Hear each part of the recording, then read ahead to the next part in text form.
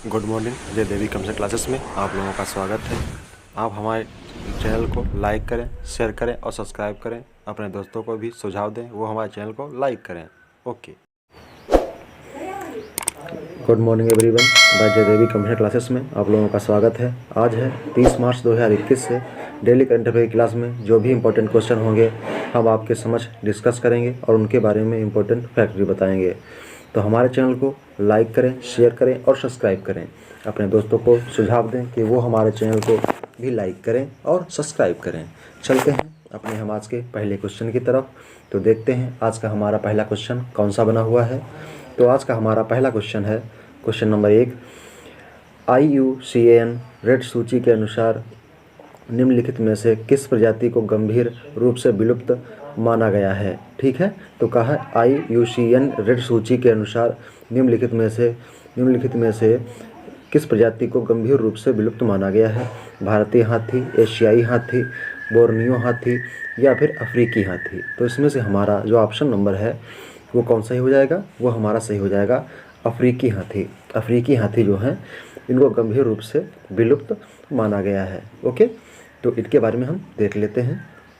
Okay, क्या देख लेते हैं। IUCN red list of threatened species के अनुसार अफ्रीकी वन हाथी और क्रिटिकली एंडेंजर्ड के रूप में और अफ्रीकी सवाना हाथी को एंडेंजर्ड के रूप में सूचीबद्ध किया गया है। यह पहली बार है जब IUCN रेड लिस्ट के लिए दो प्रजातियों के अलग अलग मूल्यांकन किया गया है। इससे पहले IUCN ने हाथियों को दोनों प्रजातियों को कमज़ोर माना था। 31 वर्षों की अवधि में अफ्रीकी वन हाथियों की संख्या 86% से अधिक घट गई है। ओके, कितनी घटी है, तो 86% से ज़्यादा घट गई है। चलते हैं नेक्स्ट क्वेश्चन की तरफ। तो इसके बारे में देख लेते हैं प्रकृति संरक्षण के लिए अंतर्राष्ट्रीय संघ के बारे में। तो अंतर्राष्ट्रीय संघ के जो संस्थापक हैं वो जूलियन हेक्सले हैं और इसकी स्थापना 5 अक्टूबर 1948 में हुई थी। इसके CEO हैं ब्रूनो ओबरेले। ठीक है, ब्रूनो ओबरेले हैं।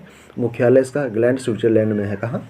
ग्लैंड स्विट्जरलैंड में इसका मुख्यालय है। ओके, चलते हैं नेक्स्ट क्वेश्चन की तरफ।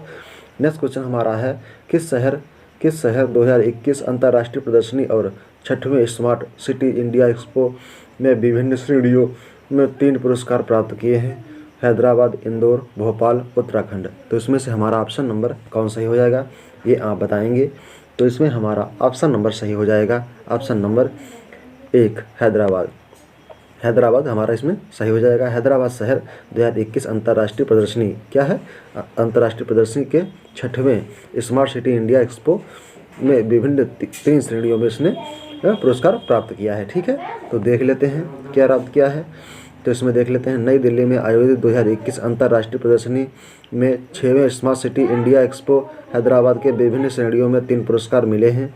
यह पुरस्कार भारत व्यापार संवर्धन संगठन और भारत सरकार के उद्यम द्वारा दिया गया है। ग्रीन और क्लीन सिटी श्रेणी के तहत बेगमपेट फ्लाईओवर के नीचे HMDA द्वारा विकसित रेन गार्डन को पुरस्कार मिला। स्मार्ट वेस्ट डिपोज्ड प्रोडक्ट श्रेणी में new municipal solid waste management production ने पुरस्कार भी प्राप्त किया है। ओके, चलते हैं नेक्स्ट क्वेश्चन की तरफ। तो नेक्स्ट क्वेश्चन देख लेते हैं विश्व विकास रिपोर्ट के बेहतर जीवन के लिए डाटा जो हाल ही में किसके द्वारा प्रकाशित किया गया है। तो देख लेते हैं किसके द्वारा प्रकाशित किया गया है। अंतर्राष्ट्रीय विकास एजेंसी, अंतर्राष्ट्रीय वित्त निगम, पुनर्निर्माण एवं विकास के लिए अंतर्राष्ट्रीय बैंक या इनमें से कोई नहीं। तो इसमें से हमारा ऑप्शन नंबर कौन सही हो जाएगा, ये आप बताएंगे। तो इसमें हमारा ऑप्शन नंबर सही हो जाएगा ऑप्शन नंबर 3 पुनर्निर्माण और विकास के लिए अंतर्राष्ट्रीय बैंक। इसे इंग्लिश में बोलते हैं IBRD। ठीक है, international bank of rural development. Okay, इसे बोलते हैं। ठीक है, तो चलते हैं अपने हम देख लेते हैं इसके बारे में। विश्व विकास report data for better lives जारी किया गया था। यह international bank for reconstruction and development द्वारा 1978 में प्रकाशित किया गया एक वार्षिक रिपोर्ट है इसकी। रिपोर्ट में निम्नलिखित में आय वाले देशों में रहने वाले लोगों के लिए डेटा परिदृश्य बदलने की प्रबल संभावना और जोखिम की जांच की गई थी इसके अंतर्गत। Okay, world development report international bank for reconstruction and development द्वारा 1978 में यह प्रकाशित की गई थी। एक वार्षिक रिपोर्ट थी ये, ठीक है, क्या थी, वार्षिक रिपोर्ट थी ये। चलते हैं नेक्स्ट क्वेश्चन की तरफ। ग्लोबल विंड रिपोर्ट 2021 के अनुसार दुनिया के जलवायु परिवर्तन के सबसे बुरे प्रभाव से बचने के लिए प्रतिवर्ष न्यूनतम कितनी नई पवन ऊर्जा स्थापित करने की आवश्यकता है? 270 गीगावाट, 280 गीगावाट, 310 गीगावाट और 290 गीगावाट। तो इसमें से हमें कितनी स्वच्छ पवन वायु जो है हमें उत्पादित करनी है, तो उसमें से कितनी होगी वो आपको बताना है। तो आप लोग देखिए कि इसमें हमारा ऑप्शन नंबर कौन सही हो जाएगा। तो इसमें हमारा ऑप्शन नंबर सही हो जाएगा, ऑप्शन नंबर 1, 280 गीगावाट, ठीक है।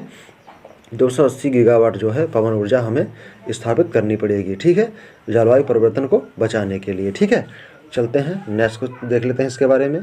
तो है ग्लोबल विंड रिपोर्ट 2021 के अनुसार विंड एनर्जी काउंसिल द्वारा प्रकाशित किया गया था जो शुद्ध शून्य और तक सड़क और पर पवन ऊर्जा की भूमिका पर प्रकाश डालता है। रिपोर्ट के अनुसार वैश्विक पवन उद्योग के इतिहास में सबसे अच्छा वर्ष 2020 था, जो 93 गीगावाट नई क्षमता को स्थापित की गई थी। हर साल दर साल 53% की वृद्धि हो रही है। रिपोर्ट के अनुसार कुल वैश्विक पवन ऊर्जा क्षमता 743 गीगावाट अब तक की दुनिया में मदद कर रहा है। सालाना कार्बन डाइऑक्साइड में के 1.1 अरब टन से अधिक बचने के लिए पर निर्भर करता है।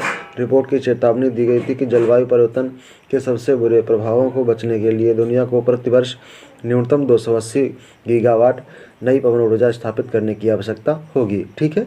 चलते हैं नेक्स्ट क्वेश्चन की तरफ। क्वेश्चन नंबर 5 है, भारत ने वैक्सीन मैत्री पहल के तहत किस देश को कोविड-19 वैक्सीन की 1 लाख खुराकें भेजी हैं? 1 लाख खुराक वैक्सीन मैत्री पहल के तहत किस देश ने कोविड-19 की 1 लाख डोज किसे भेजी हैं? तो देख लेते हैं। फिजी संयुक्त राष्ट्र सैनिकों को, नेपाल के सैनिकों को, या इनमें से किसी को भी नहीं। तो जो 1 लाख डोज हैं वो किसको भेजी हैं? वो भेजी गई हैं फिजी, ठीक है। किसको भेजी गई हैं? फिजी को भेजी गई हैं, ओके। किसको भेजी गई हैं? फिजी को भेजी गई हैं। और संयुक्त राष्ट्र के सैनिकों को कितनी भेजी गई हैं? तो संयुक्त राष्ट्र के सैनिकों को 2 लाख, कितनी 2 लाख डोज भेजी गई हैं संयुक्त राष्ट्र के सैनिकों को। और नेपाल के सैनिकों को कितनी भेजी गई हैं? तो इसमें जो है वो हम देख लेते हैं। भारतीयों ने भेजी हैं, भारत ने भेजी हैं कितनी? नेपाल की सेना को। तो नेपाल की सेना को भेजी हैं कितनी? तो वहाँ भी 1 लाख भेजी हैं, कितनी? 1 लाख डोज नेपाल की सेना को भी भेजी गई है, ठीक है, हाल ही में। तो हमने क्या देख लिया, वैक्सीन मैत्री पहल के तहत किस देश को कोविड-19 वैक्सीन की 1 लाख खुराक भेजी गई है? तो फिजी को भेजी गई है। और 1 लाख खुराक ही भेजी गई है नेपाल को, और 1 लाख खुराक ही भेजी गई है संयुक्त राष्ट्र के संत के सैनिकों को, ठीक है। 2 लाख, यहाँ कितनी भेजी गई? 2 लाख भेजी गई है। चलते हैं नेक्स्ट क्वेश्चन की तरफ। तो नेक्स्ट क्वेश्चन हमारा है, हाल ही में नासा ने किस ग्रह की बर्फीली रेत के टीलों की तस्वीरें साझा की हैं? मंगल, बुध, बृहस्पति या इनमें से कोई नहीं। तो इसमें से हमारा ऑप्शन नंबर कौन सही हो जाएगा? तो इसमें से हमारा ऑप्शन नंबर सही हो जाएगा, ऑप्शन नंबर 1, मंगल। किसकी? तो मंगल ग्रह की जो है बर्फीली रेत की टीलों की, ठीक है, क्या है, बर्फीली रेत की टीलों की तस्वीर साझा की है। तो हाल ही में कल क्या न्यूज़ थी? तो कल मंगल ग्रह पर ही क्या देखा गया था?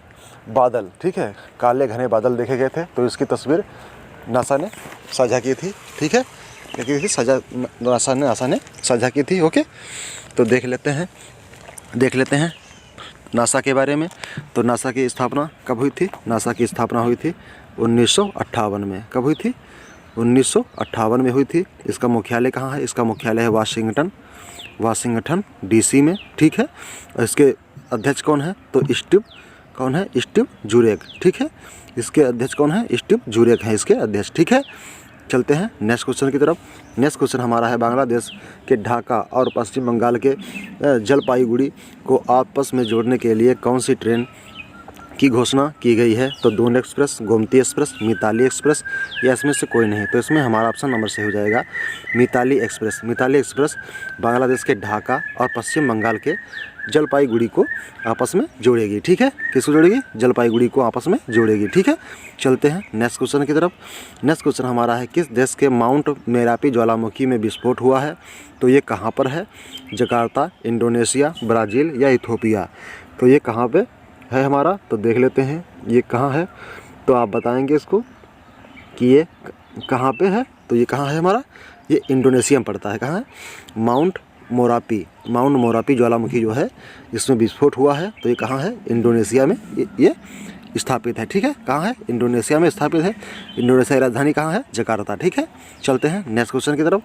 नेक्स्ट क्वेश्चन हमारा है, शूटिंग वर्ल्ड कप में बिहार की श्रेयसी सिंह ने वुमेन ट्रैप टीम इवेंट में कौन सा पदक जीता है? तो रजत, कांस्य, स्वर्ण या इनमें से कोई नहीं? तो इसमें से हमारा ऑप्शन नंबर कौन सा ही हो जाएगा? तो आप देखते हैं इसमें से आप लोगों में से कौन बताता है। तो आप लोग इसे बताएं कि इसमें से हमारा ऑप्शन नंबर कौन सा ही हो जाएगा। तो इसमें हमारा स्वर्ण पदक हो जाएगा। ठीक है, शूटिंग वर्ल्ड कप में बिहार की जो है श्रेयसी सिंह, कौन है? श्रेयसी सिंह हैं। इन्होंने वुमेन ट्रैप टीम में स्वर्ण पदक जीता है। ठीक है, क्या पदक जीता है? स्वर्ण पदक जीता है। चलते हैं option number question number next की तरफ। तो भारतीय क्रिकेट टीम के कप्तान विराट कोहली बतौर कप्तान कितने इंटरनेशनल मैच खेलने वाले तीसरे भारतीय बने हैं? 200, 300 या 230 या 250? तो इसमें से हमारा ऑप्शन नंबर कौन सा ही हो जाएगा? ये आप लोग बताएं हमें। तो इसमें से हमारा ऑप्शन नंबर सही होगा ऑप्शन नंबर 1, 200 मैच खेलने वाले तीसरे भारतीय कप्तान बने हैं। ठीक है, तो इनसे पहले 2 कौन रहे हैं वो हम देख लेते हैं। ठीक ना, तो सबसे पहले कौन आते हैं? महेंद्र सिंह धोनी। कौन है? महेंद्र सिंह धोनी। ठीक है, महेंद्र सिंह धोनी जी हैं। इन्होंने 300 प्लस मैच खेले हुए हैं। ठीक है, किसने? 300 प्लस मैच खेले हुए हैं इन्होंने। और मोहम्मद अजहरुद्दीन, ठीक है, कौन है?